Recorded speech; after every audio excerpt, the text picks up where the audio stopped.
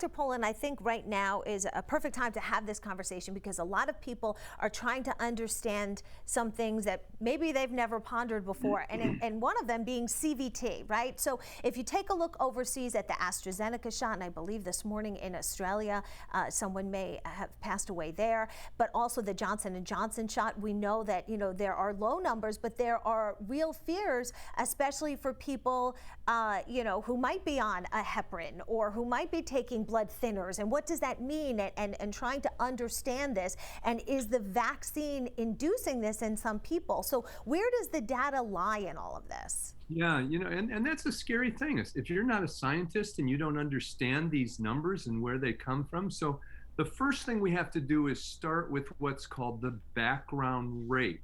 Okay, so if we went back 2 years ago, before there was any COVID or COVID vaccine, what is the background rate of the occurrence of that side effect? Okay, so it depends on if you're female or male. It happens much more frequently in females under the age of 50, and what race and what geographic location you live in. So that blood clot, that rare blood clot in the brain, occurs somewhere between 3 and 30 times per million people.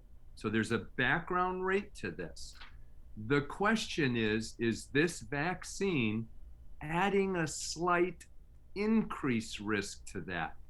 It looks like it might, at a rate, instead of 3, let's just pick a middle number, instead of 15 per million, is it increasing it to 16 per million?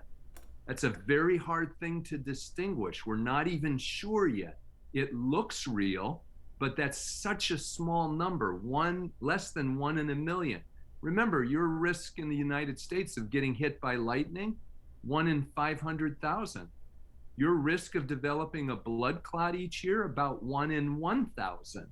So we're looking at, when it comes to vaccines, teeny risks compared to the background risk that already occurs. Let's take people who say, well, I'm not likely to die, and I'll just take my risk with COVID. Well, you don't know if you're going to be the one that dies or not, but let's assume you're younger and the odds are 99% that you're not going to die. A third of people who are developing COVID are left with neurologic or psychiatric problems. 20%, 20 out of 100, form blood clots. Up to 30-40% of them are developing so-called long-haul symptoms. So it's not like, gee, I don't want to get the vaccine for this because of this risk, and I'm not going to die from COVID. Death is not your enemy here. Your enemy is all the complications of COVID that are happening in 30 to 40 out of 100 people. And the rate of blood clots when you have COVID, as opposed to the rate of getting a blood clot from a vaccine, is vastly different.